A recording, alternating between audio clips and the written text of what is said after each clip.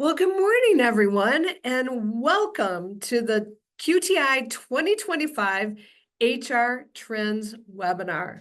I just want to thank you for taking time out of your very busy schedule to join us today. I'm Londa Dewey. I'm the CEO of the QTI group, and we'll talk today about the evolving HR landscape, top HR challenges for 2025, and then I'm very excited about our panel discussion. We have 4 outstanding local HR leaders who I will introduce later in the webinar, and we have some great questions for them to discuss. We invite your questions. To submit a question, you can use the Q&A button at the bottom of the screen. We will answer your questions with time permitting at the end, and if we don't have time, we will follow up with the answers after the webinar. QTI conducted a survey of Wisconsin businesses across industries and across organization sizes, and we conducted the survey in August and September of 2024. We wanted to gather data on 2025 HR trends. So this presentation today is a compilation of the data gathered paired with other research sources, which we will note. So if we go to the next slide, the evolving HR landscape. Well, we all know the role of HR is affected by the world around us. It impacts how, where, and what we do, and it's constantly evolving. And in order to be successful, we really have to understand what's happening around us, adapt, and prioritize our strategies. So let's start for a moment with economic factors, and we pay attention to a few statistics on a regular basis. And the first is gross domestic product, or GDP. That's really a great measure of economic health, and it's the market value of all final goods and services produced or rendered over a specific time in a country. GDP in the third quarter of 2024 was up 3.3%, which is pretty average. Inflation down to 2.4 in September of 2024. It's the same inflation rate as February of 2021 and down significantly from its high in June of 22, which was 9.1. And that will come into play when we talk about raise pool data that came out of our survey. Workforce participation is stable at 62.7%, really similar to pre-pandemic numbers. Unemployment is steady at a low 2.9% in Wisconsin, and the quit rate is 1.9, which is down from a high of 3 in April of 2022. In other words, people are sticking with their jobs more readily than they were a couple of years ago. And anecdotally, in our staffing and recruiting business, we see this trend as we see higher quality candidates for jobs that we're recruiting for than a year ago at this time. There are 10,000 baby boomers retiring each day, and that trend will continue through 2026. So all of this, along with a politically charged election season, is really causing fear and uncertainty. And you pair that with the acceleration of artificial intelligence, managing with 5 generations in the workforce, a more transparent focus on mental health and well-being, a focus on inclusive excellence and flexibility in where and how we work. To many HR leaders, this is a really challenging time, but to others, it's a really exciting time where leadership, strategy, adaptability are paramount. And embracing these trends and understanding them, their impact really provides an opportunity to retool and to get ahead. So I'm going to focus right now on a couple of these trends, and then I will go through the top 3 2025 HR challenges from our survey, along with some strategies to deal with those challenges. AI and HR. So I asked ChatGPT, how are HR leaders using AI? And the strategies and answers that came out of that were all around efficiencies. If you look at a Gartner report, 76% of HR leaders believe their organization must start using AI solutions in the next 12 to 24 months, or they will be left behind more successful companies. But on the right side, to me, this is the punchline, and that is that AI is an invaluable tool in HR, but it does not replace the importance of the human touch in the process. And I think if you pair the efficiencies and the intelligence that comes with AI with the human, then you're getting somewhere. It's not one or the other. In our survey, 57% of organizations say they are not using AI and automation in HR processes. And of those utilizing AI, 21% indicated that they're employing it specifically for recruitment and retention purposes. And as I think about this, the reality is that we're all using AI in one shape or form. But the reality is that more of us are experimenting with AI and beginning to use AI intentionally by also thinking about the security of the data. AI has really been around for centuries, and the concept of computer machinery and intelligence was actually published in 1950 by Al Thering.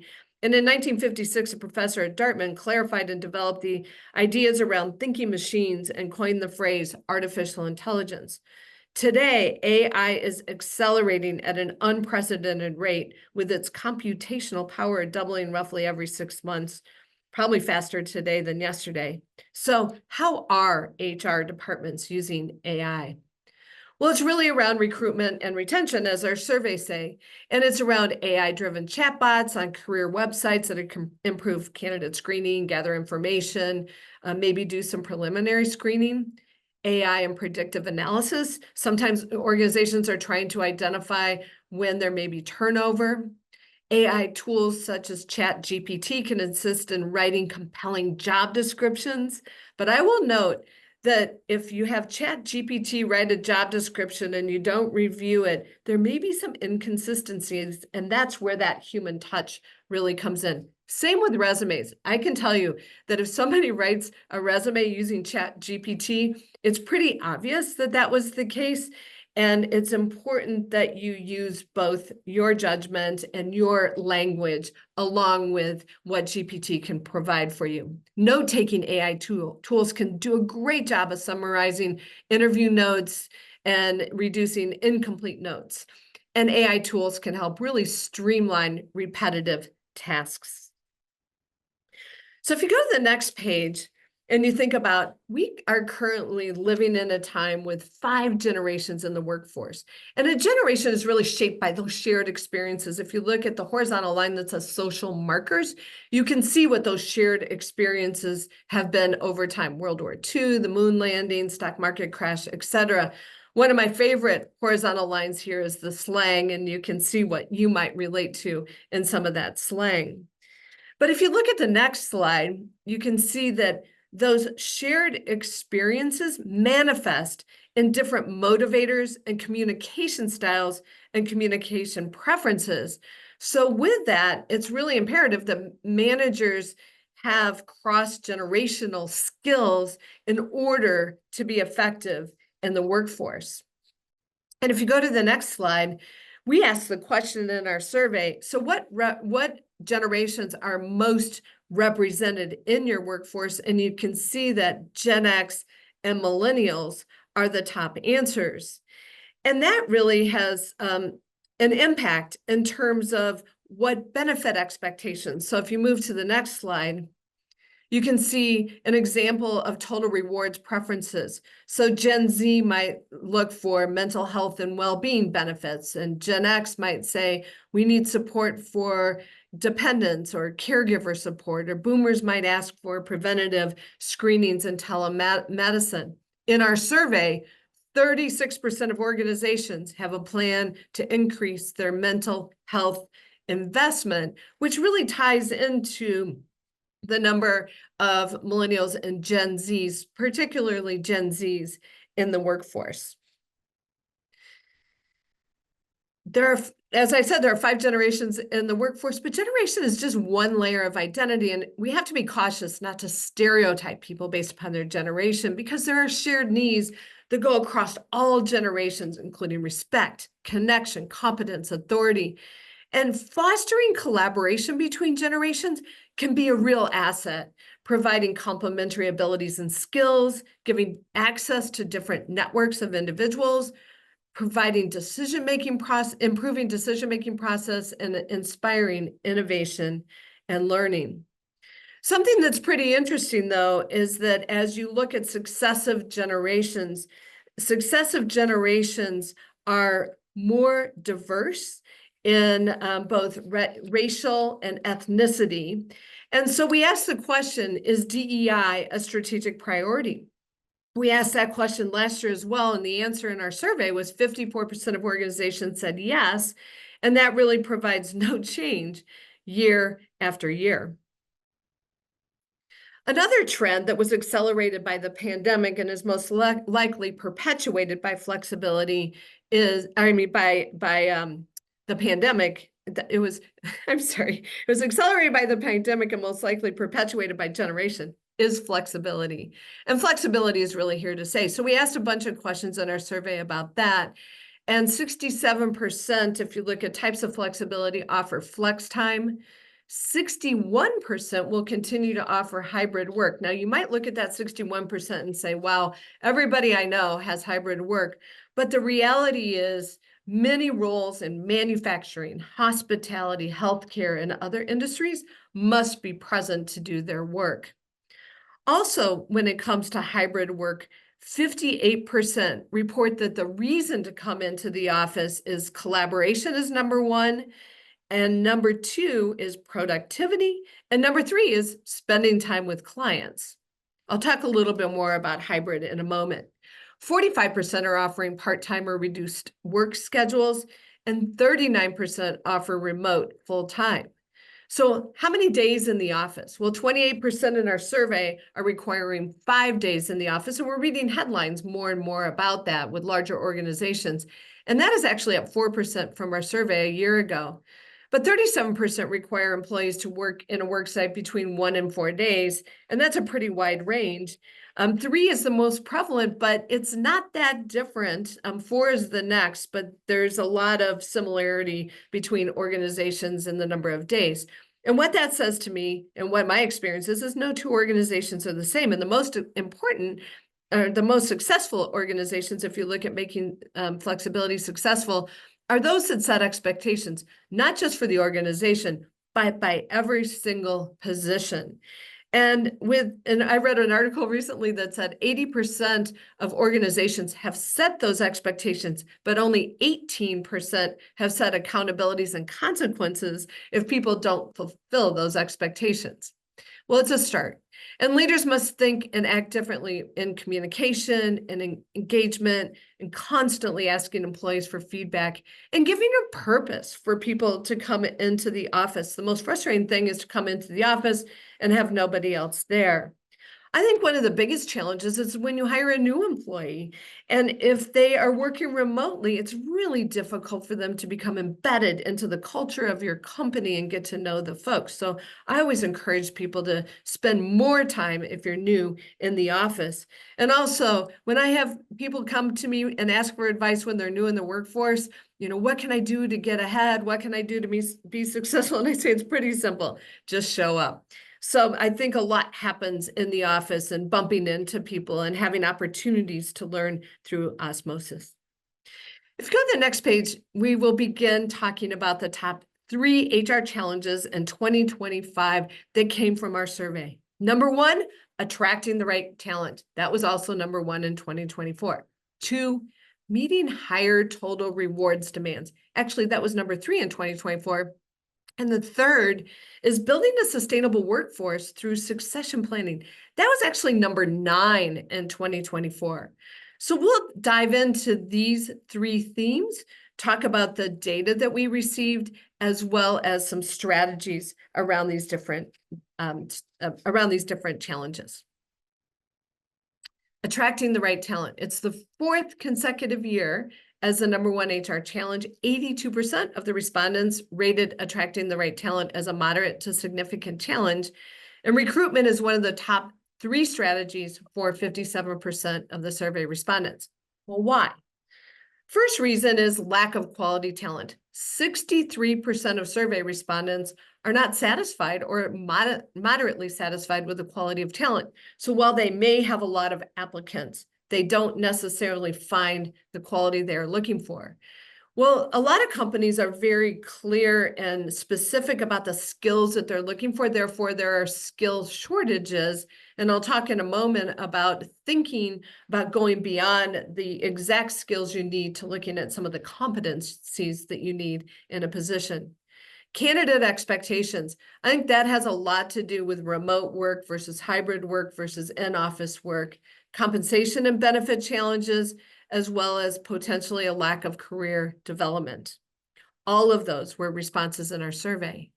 But here's some good news. Voluntary turnover. So you don't need to attract as much talent if you don't have as much turnover. Last year in our survey, 41% of organizations experienced higher voluntary turnover.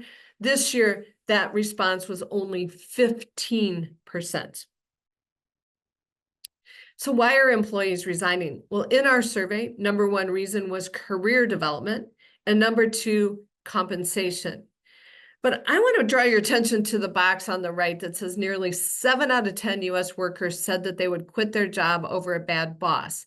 And that quote came out of LinkedIn. And I really believe that because I think a great boss creates a great connection and a caring relationship with their employees. They provide purpose and expectation for their employees. They provide a culture where employees are engaged and can be their best.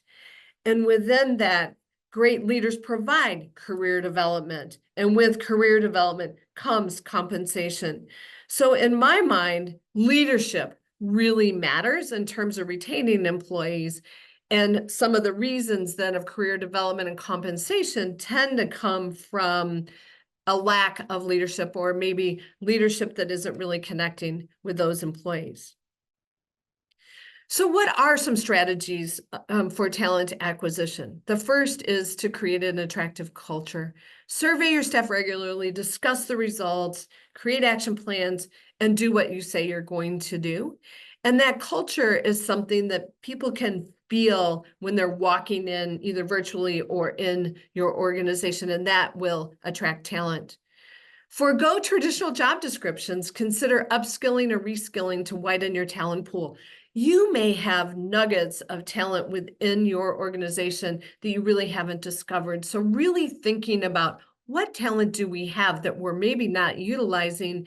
And then as we think about job description, what are the critical must-haves and what are the nice-to-haves? And as you broaden your thinking about that and think about competencies and think about what you can train for, I think you open up a bigger talent pool.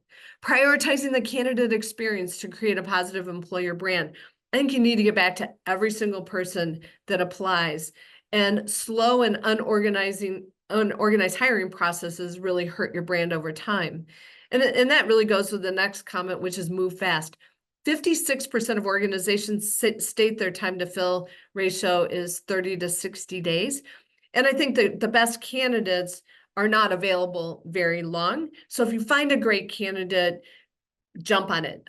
Think about hiring that candidate right away. Don't wait. And this is something that we see over and over again, where organizations are trying to have perfection in their process versus just finding that right candidate. Evaluate your workforce structure. 22% of the survey respondents are doing so. And what that means is, let's say you lose a leader. Organizations are thinking about, okay, what is our future strategy? How does our structure tie to that strategy?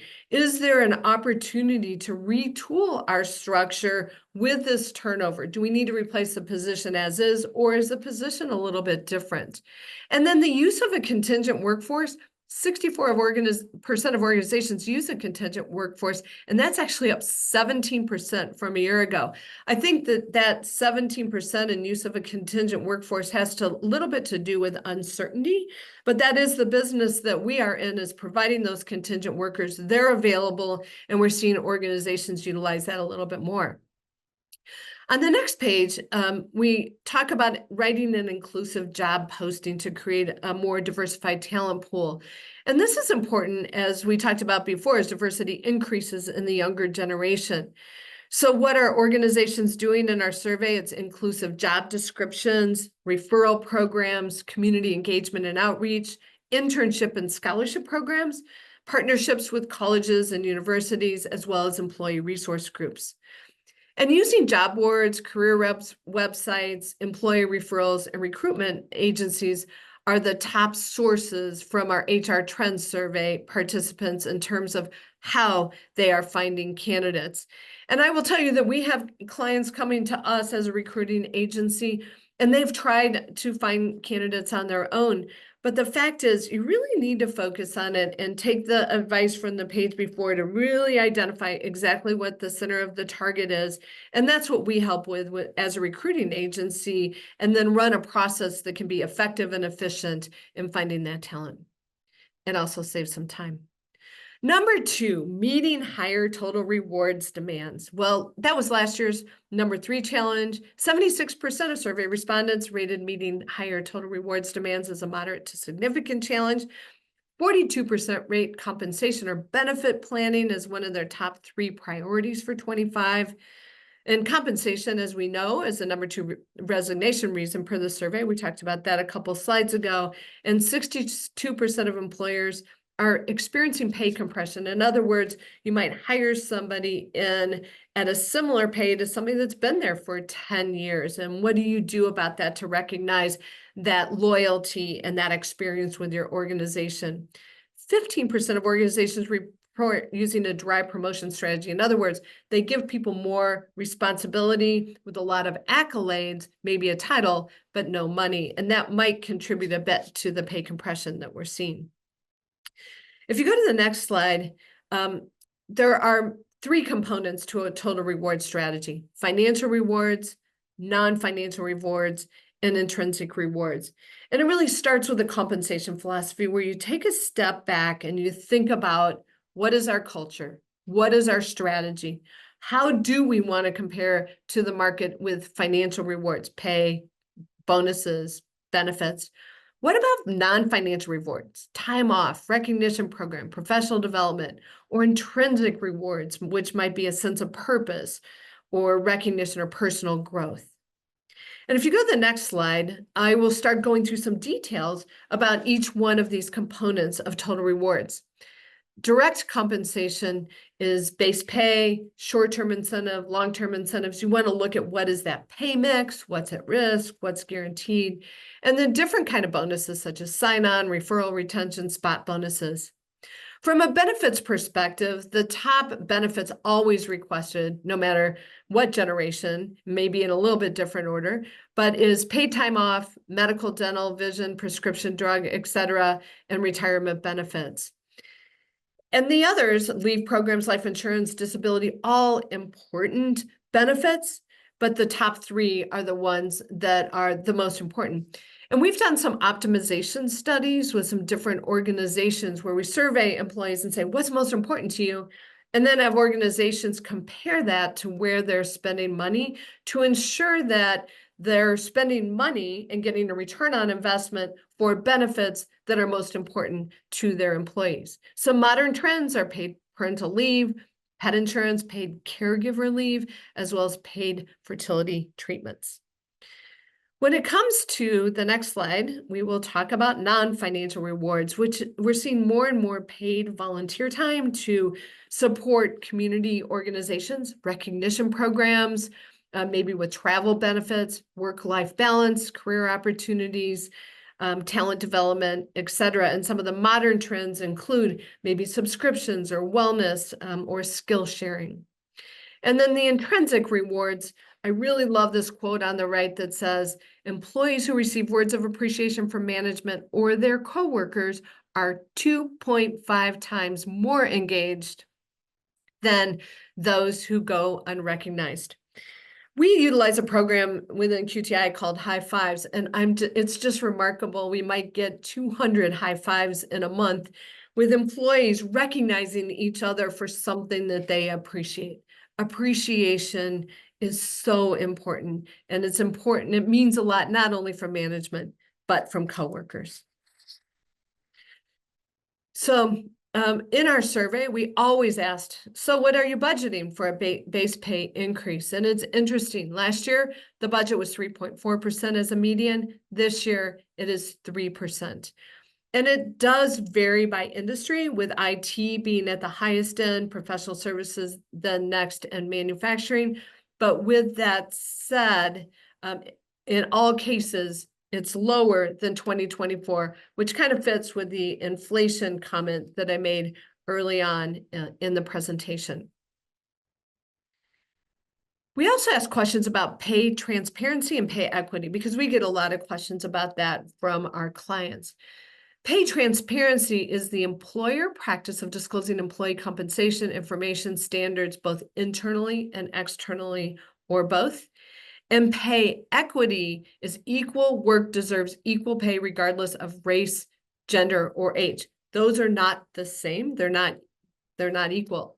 Pay equity is an analysis that companies do partnering typically with a law firm. So it's under attorney-client privilege, and they learn what they can learn about their equal work, equal pay, and make adjustments as they need to make adjustments.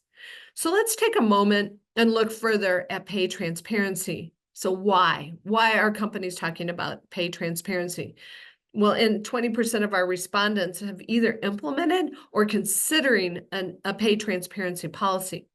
Well, the reason for it is digital platforms like Glassdoor and Indeed PayScale provide pay information. Sometimes it's accurate, sometimes maybe not so, but it's accelerating the push for it. Generational demands, millennials, Gen Z are more vocal advocates for it. And legal requirements, well, not in Wisconsin, but 11 states have pay transparency laws and 13 have proposed legislation. And some examples of that are job descriptions. Employers must list the intended pay range in a job description. Or in the hiring process, employers must provide pay at a specific point in the hiring process. Or employee requests, employers must provide salary information when it's requested by an employee. So it's an evolution, and it is something that is coming. On the next page, we talk about the benefits of pay transparency, which is reassurance to employees, trust between employee and employer. It demonstrates an employer's commitment to social responsibility. It lowers the chance of discriminatory lawsuits. It's a positive effect on an employer brand, which can ultimately impact the bottom line. But you only receive those benefits if you're ready for it. And I think this slide is super important to ask your organization, are you ready for pay transparency? And you can be on a continuum of pay transparency. It's not all or none. You can have some. But where are you on the journey? How much do you currently communicate about pay? And do your pay practices vary between areas? Have you done an internal pay equity analysis? Have you conducted an external pay equity analysis? The last thing you want to do is be super transparent about pay and have your employees say, hey, we don't pay as much as another organization that's very similar to ours. Do you have a great foundation and strategy and comp philosophy? And what changes do you want to make? How are you going to communicate this? You can't just communicate it once and think that people understand, especially about pay. It's important to be proactive and one-on-one in addition to other communications that might go to the group. And then how will you test and measure its impact? Is it engagement surveys or other types of tools? So what are the best practices related to total rewards? One is to benchmark compensation and benefits in the market for benefits prevalence, as well as compensation, looking at what the median is, as well as 25% or what the high end of compensation ranges might be. Assess what you have in place, collect feedback from employees, address pay compression and a policy for promotion increases. Sometimes we're saying between 6 and 10% for a promotion. Align compensation philosophy with your strategies, values, and priorities, and constantly check in on that. Think about the trends, be balanced in terms of your total rewards, communicate total rewards, track the cost and impact, and create a plan to execute over time. Oftentimes, if somebody hasn't done an external study for a long time, they may be off the market. Well, you don't have to get there overnight, but you can make an effort to get there over a period of time, and you can communicate around that. In addition to this, there are some different strategies that So those are the total reward strategies and best practices. We will move on now and talk about building a sustainable workforce through succession planning. Last year, this was the #1 challenge, as I mentioned, and it moved up 6 spots to number 3. 69% of survey respondents rated building a sustainable workforce as a moderate to significant challenge. And as I mentioned before, 4.1 million Americans are set to turn 65 this year and every year through 2026. So what is succession planning? It's the future-focused practice of identifying knowledge, skills, and abilities to perform a certain task or function and prepare multiple individuals to potentially perform those functions. And to me, the most important words on this slide are future-focused and future strategies, because you don't want to think about succession planning as filling a position that is the same as the past. You want to think about it as filling a position to be successful with the knowledge, skills, abilities, and competencies for the future of your organization. If you go to the next slide, there are several types of succession planning. Long-term, involving preparing for expected changes well in advance of leaders. An emergency succession plan involves creating a process and strategies for replacing key leaders unexpectedly, as well as identifying who may be able to fill roles either on an interim basis or permanent basis if there is an emergency. And then there's a succession planning continuum. It can be as simple as identifying replacements to developing those successors as well as identifying them, to really including all organizational levels in a succession management project. And there are 4 primary steps in succession planning. And I talked about this already, but review future strategies and required skills, abilities, and competencies to execute this strategy. 2 is assess and evaluate your current employees and their skills. The 3rd is to identify gaps, and 4th is to recommend succession scenarios. But it's not just a one-time project, and it's an everything. It's one that you'll have to look at on a regular basis. So let's dive into those steps a little bit further. Number 1 is to review the future strategy, and that includes determining what the key or critical positions are and defining those future skills, experiences, and competencies to execute that future strategy. Step 2 is evaluate and assess current employees and potential to step into new roles. And I might have talked about, and I did talk about this earlier, that you probably have nuggets of talent within your workforce that you really haven't thought about. And by assessing current employees, finding out what else they want to do, that really can help to broaden your pool of talent. And some methods of assessment might include a 9-box, where you look at performance and potential and look at the people that are in the top boxes. You might want to do interviews with the leadership team and management. Look at performance reviews. And we use Hogan assessments. As a matter of fact, we've been a partner of Hogan for the last 20 years. Hogan is a validated international tool that predicts performance and cultivates strategic self-awareness to help employees and leaders reach potential. We use Hogan both for selection and development purposes, and it really looks at a person's bright side or their reputation, how they normally are. It looks at their dark side or how they are under stress, and their insight. What are their motives? What are their values? And it's a great assessment baseline tool for creating development plans, and again, to be used in selection. And we have both the leadership forecast series as well as high potential reports and many other Hogan reports. Step 3 is to identify the gaps. Okay, now you've done all this work, and what are the gaps in terms of filling those roles? And some of them you can fill through development planning of internal staff, but you might need to bring in external talent through external recruiting for some of your talent. And if you look at the final step, step 4, then you recommend succession scenarios. That's the gap analysis. Then you have a transition plan that can be very planful. Identify successors who are ready now or maybe ready in the future. And people might fill more than one role. Development plans for each individuals and recommending a search plan for those positions where you do have gaps in filling those positions. So now, as we move forward, those are the top 3 HR challenges for 2025: attracting the right talent, meeting higher total rewards demands, and building a more sustainable workforce through succession planning. And we've talked about a few of those strategies. But without further ado, I am super excited to introduce you to our panelists. Martha Johannsen is a Senior Vice President with Park Bank. Sam Tews is the Director of Human Resources with the Hausman Group.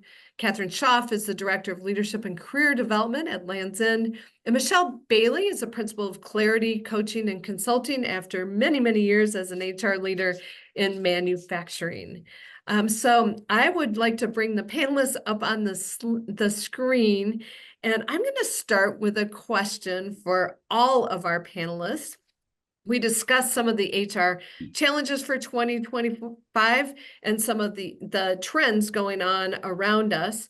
What do you see as the greatest HR challenge for 2025? And I'm going to start with you, Martha. What do you see as the greatest challenge? Yes, thank you for sharing so much of that information. I agree with the top three and agree with a lot of the survey data. I think one of the things that I have been finding is manager training, and it's the middle managers seem to sometimes be forgotten. They are being asked to manage differently when you look at the multi-generational workforce, when you look at remote work integration, the well-being of their employees, that I think we need to really tailor our management training differently. And it's really for the future and what are they dealing with now and for the future. So really looking at that manager training, I see as a top challenge.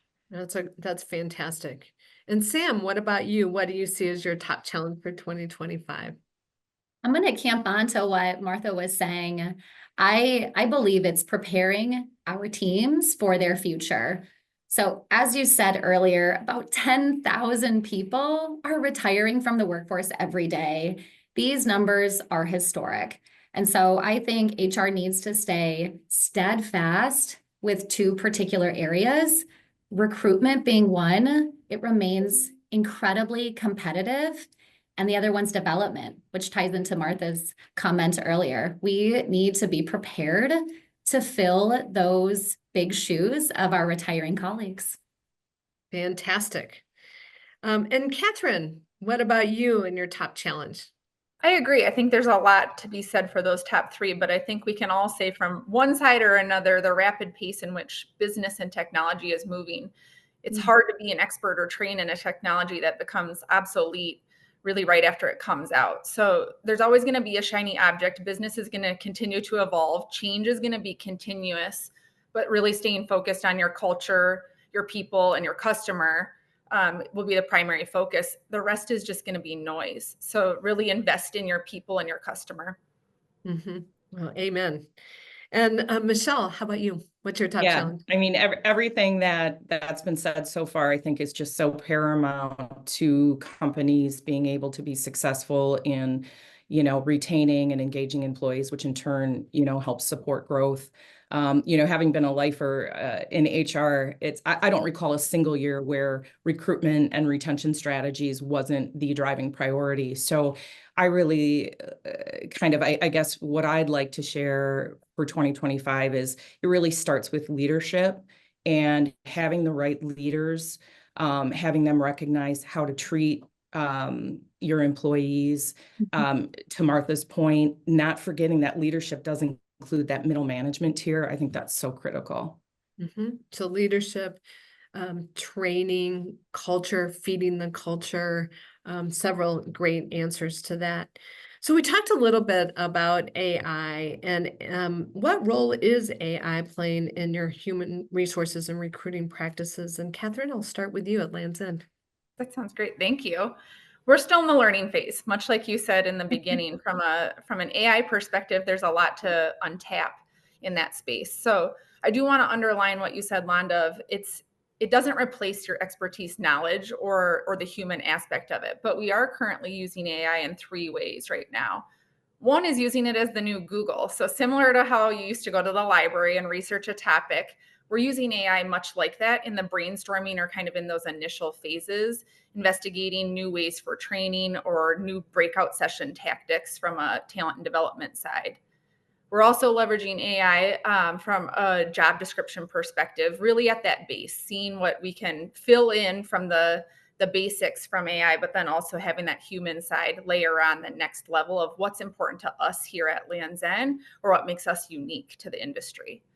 And then lastly, we're using it for resume, filtering through resumes. So really using it to type in, here's some key competencies that are non-negotiables, and getting maybe that stack of 100 resumes down to 20 to really then provide the best insight on those top 20 rather than filtering through all of them. Those are great examples. And Martha, what about you at Park Bank? We are really in the learning phase. I would say we have, being in the banking industry and heavily regulated, we are taking it very slow, protecting the client information. And so working through that, I am personally an adopter of AI, and really look at, as we evolve more, and especially in HR here, it's really creating those business efficiencies of what can we use it for, so that the human touch is really more of that strategic value that we're adding to managers. So that's where I see the benefit of AI and HR, is really taking a lot of that administrative tasks and making it quicker, right? The answer to really focus on value add to the business. That's fantastic. Well, I'm going to move on to another question, and that is about flexibility, hybrid, remote. Large companies such as Amazon, Disney, Starbucks, even Zoom are bringing employees back into the office. Do you see this as a trend that's going to continue? And how is your company addressing this? And how are you dealing with engagement related to flexibility? So it's a long question, but Michelle, would you like to start and share what you're seeing out there? Sure, definitely. I would say with my professional services type clients, definitely seeing more of a trend, ownership and leadership, really wanting people there to help with that organic learning and engagement. Manufacturing, I think you touched on it earlier. There's a lot of professions that just, you don't have that option. And so I think on the manufacturing side, a lot of the professional level positions or administrative level positions came in, 100% quite some time ago. As far as like some effective strategies that I've seen implemented, it's that having, so you're going to come in 3 days a week. 2 of those days we're going to dedicate where we want everybody in. So, you can have those meetings and, whether it's all company or staff meetings. And then that 3rd day is left to the employee to choose. And that, I think, has gone over pretty well in that particular client that I'm talking about, because then the employee still has a little bit of that flexibility within their schedule. Another place where I've seen they've actually, and more it was a space issue, but so they kind of split departments, and then they would, you're coming in these 2 days, department XYZ, and then the department ABC, you're coming in these days. And then there was like office/cube sharing. So I think those are working for that particular client. And then kind of to your last question, as far as how do you get that engagement with the flexibility, and I still think that remains a challenge. At least from what I'm seeing. I mean, some of the things I talked about where you have the mandatory days where everybody's there, that helps with that engagement. I think having, even if it's web-based meetings, just some regular cadence of having shared engagement within, whether it's departmentally or all company. But I do think I've seen that still be a bit of a challenge. Great answer. Sam, what would you like to add to that? You had started with the question by talking about employers like Amazon and Disney, and those are different employers than what we see in Madison. And so I think my first thought is, Londa, when I see companies make enormous policy decisions like this, it feels as though they're creating like they're intentionally creating a disruption with their workforce. So Amazon, what I've been reading a little bit about Amazon in particular is there's a lot of people out there criticizing this decision as almost like a layoff in disguise. Nonetheless, companies are bringing people back. Do I see this trend impacting all organizations? No, I think there's going to be different industries and different organizations that really lean into this. And I think that complements the result surveys well.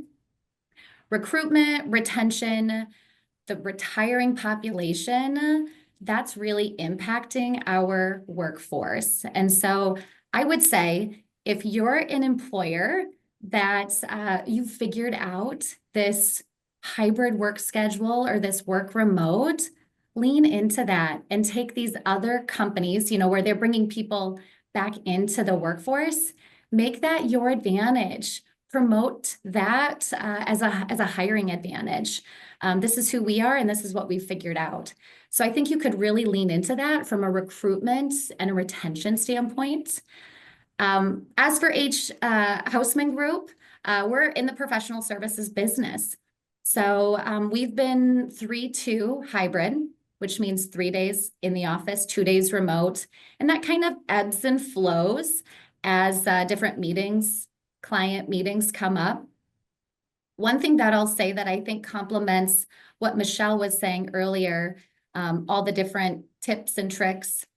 One expectation that we've set with our teams is that one person is in the office on each team throughout the week, just so that as people are walking around and they want some face support, there's someone from the claims team here, or there's someone from the HR team that's here.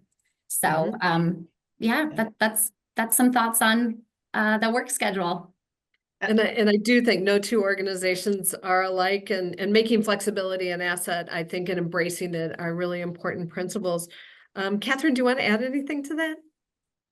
We have a schedule that's, I think, flexible as well, from the side of we're in the office for collaboration or product weeks where we've got key times or key milestones that are really important for all of our departments to really be part of and collaborate on. And then we do have some remote weeks that really usually fall within a holiday week where we know we might have some softer numbers or a little bit more quiet time that we can utilize and really leverage to give people a pause. And personally, I really love that balance, just because when we're in the office, I get so much energy from connecting and collaborating with a lot of my team members.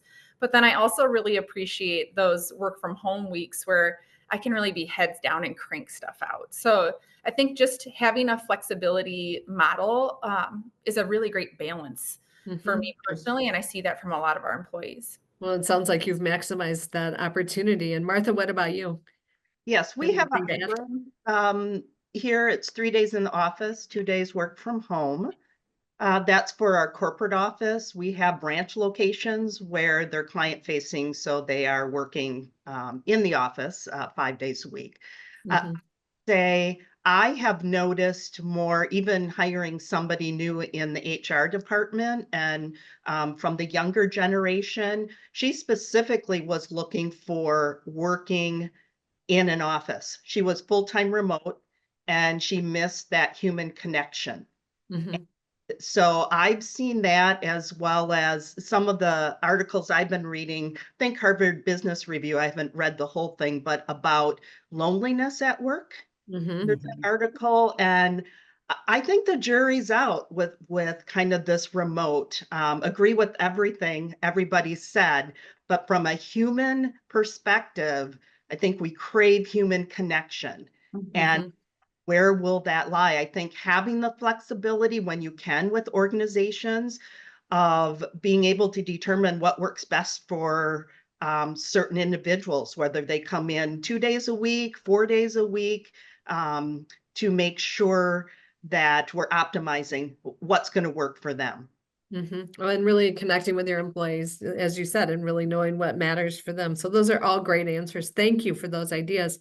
I'm going to move on to talent attraction strategies and what talent attraction strategies work best in this environment. Sam, would you like to start? Yes, you had a fantastic slide earlier on in the presentation. So if the attendees can get their hands on that, that would be great. What I'll add to that list of talent acquisition strategies is just two things. The first one is meet candidates and meet people where they're at in the process. Most candidates that I'm talking to are passive candidates. They're not actively looking for a career move today. So meet them where they're at. Don't expect them to drop everything and to fit with your recruitment process. Find a way to, complete that recruitment process while being fluid and flexible enough to support candidates. So that's probably my biggest piece of advice there. That's a great piece of advice. And Martha, what would you like to add to that? I would add, completely agree, Sam. I would add focusing what we do here is on our brand, and then also have brand ambassadors throughout our organization so that it doesn't fall solely on the recruiter. It is everybody in the organization. So when you're out at the networking events and other business events, of truly knowing our brand and our culture to draw those people to want to come, to want to talk to the recruiter. So that's really kind of been our focus. That's fantastic.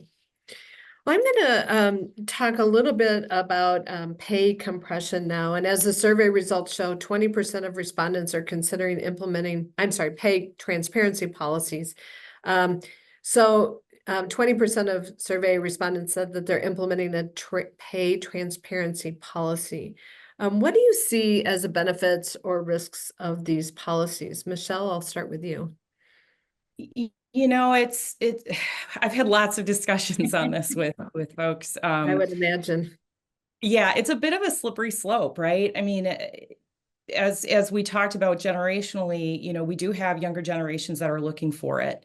And, I think there can be benefits to that. I think it could potentially, if you have a clearly defined total rewards compensation strategy that your managers understand, your leadership understands, now you have a tool where you can speak to it effectively. I think that's key.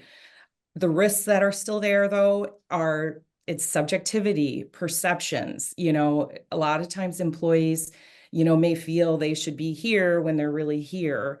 And so I think it's, again, important that managers are equipped to have those crucial conversations. If you're going to have that type of pay transparency, I think you really need to have a good, open lines of communication with your employees and not be afraid, to have those conversations about you're here and this is why, but these are the things you can do to get to where you want to be. Great advice, Michelle. Sam, what would you like to add to that? I definitely agree with what Michelle had said there. I do believe pay transparency is going to continue to unfold, and we need to be prepared for that as HR leaders. I think it started in about the 2019, just pre-pandemic, and now I think you had said 10, 11 states have adopted some sort of law. So it is unfolding. My recommendation with pay transparency is the crawl, walk, run approach. And so if I could just put that into 3 simple action steps. First, to Michelle's point, develop a compensation philosophy or plan. Be able to really answer, what does compensation mean to us? Why do we reward this and not reward this? So come up with that narrative story. Once you come up with a narrative, build the data around that program. So what are your sources? Why are you choosing those sources? What are your pay bands, the numbers? You've got the story, you've got the data, and then really educate and communicate that to your people.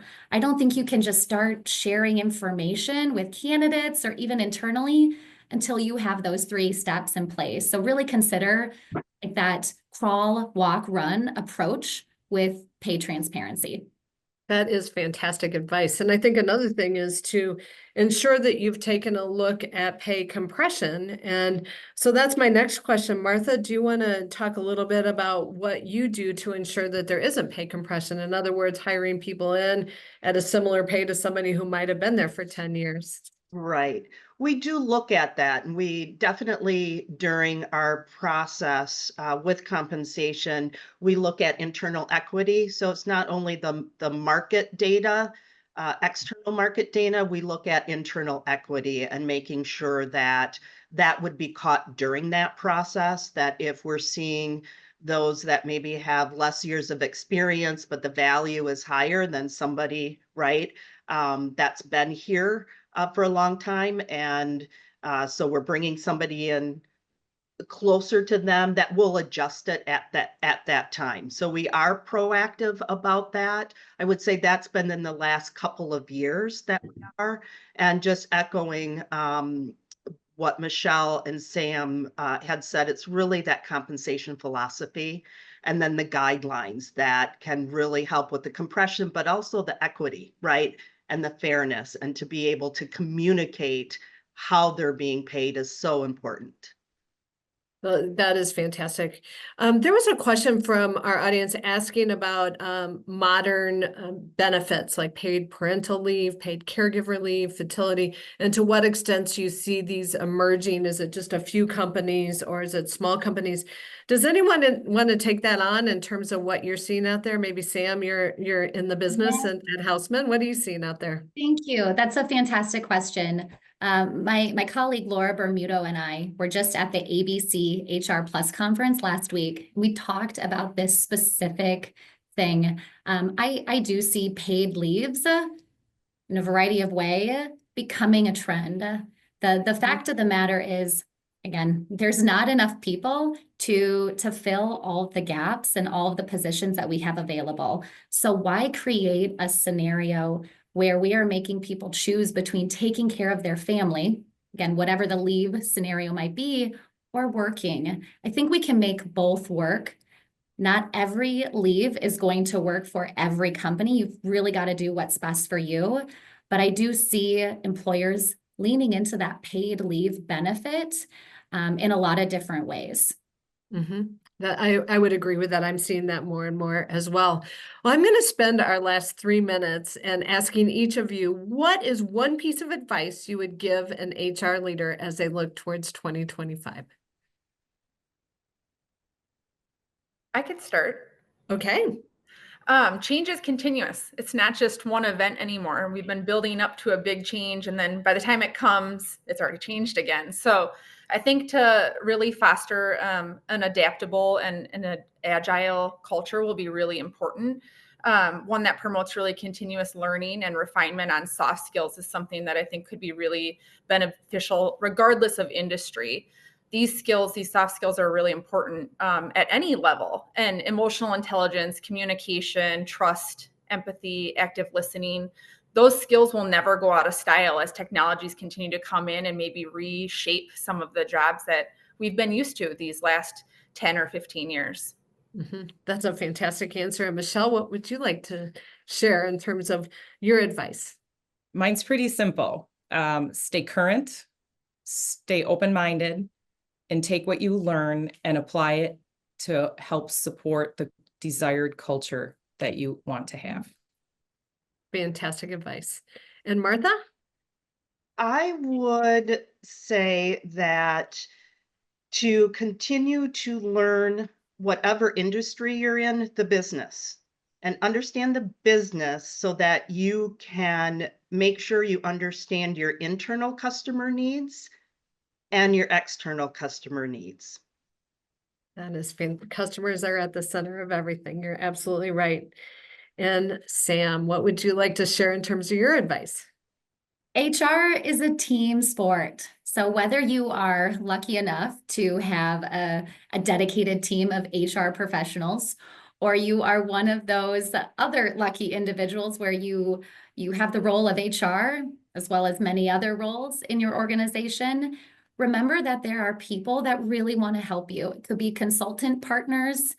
At the end of the day, HR is a team sport, and you don't need to be the subject matter expert with everything. Talked about compensation, talent acquisition.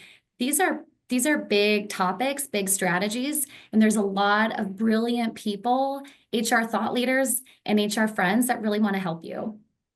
That is fantastic.